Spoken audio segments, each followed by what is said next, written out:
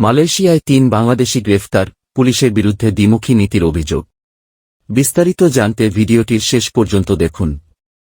মালয়েশিয়ায় বেক্স construction SDN বিএচডি নামীয় একটি কোম্পানির মালিকের বিরুদ্ধে অভিযোগ দায়েরকারী ৩ বাংলাদেশি শ্রমিককে গ্রেফতারের জন্য পুলিশের দ্বিমুখী নীতির অভিযোগ তুলেছে দেশটির মানবাধিকার সংগঠন পার্টি সোশিয়ালিস্ট মালয়েশিয়া পিএসএম।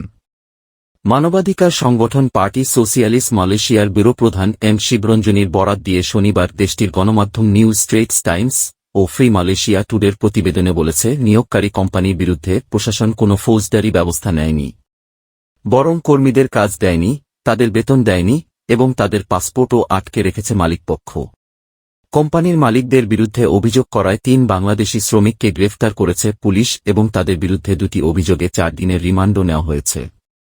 গণমাধ্যমের প্রতিবেদনে আরও বলা হয়েছে, ভিকটিম শ্রমিকরা বিশ্বাস করে এগুলো মূলত তাদের ট্রাপে ফেলে বানোয়াট অভিযোগ এনে গ্রেফতার করা হয়েছে, যাতে বাকি শ্রমিকরা ভয়ে চুপ হয়ে যায়।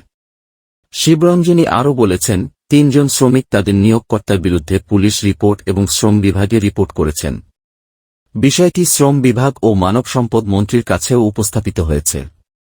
পুরো ঘটনা মূলত সন্দেহজনক মনে হচ্ছে বলে জানিয়েছে দেশটির অনলাইন ফোকাস মালয়েশিয়াও।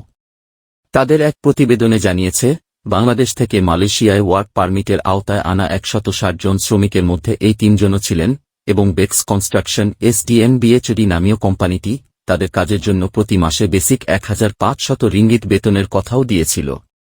তবে তারা মালয়েশিয়ায় আসার পর থেকে কোনো কাজ বা বেতন পাননি এবং বর্তমানে তারা বেকার জীবনযাপন করছেন।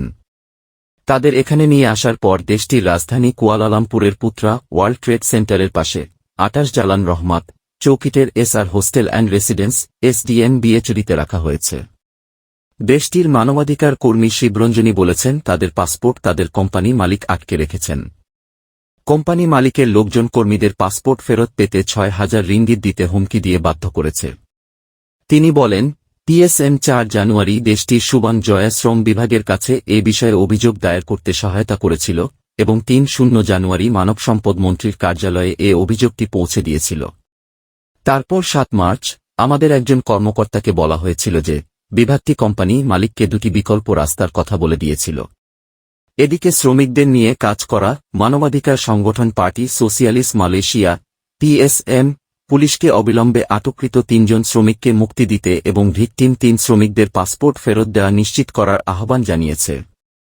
এছাড়া শিবরঞ্জনী দেশটির মানব সম্পদ মন্ত্রীকে আহ্বান জানিয়ে আরও বলেছেন, আমরা মানব সম্পদ মন্ত্রীকে দ্রুত সুষ্ঠু তদন্তের দাবি করছি এবং শ্রমিকদের তাদের বকেয়া মজুরির পরিশোধের পাশাপাশি নতুন কাজের ব্যবস্থা নিশ্চিত করতে এবং শ্রমিকদের সুরক্ষা নিশ্চিত করার আহ্বান জানিয়েছে মানবাধিকার সংগঠনটি।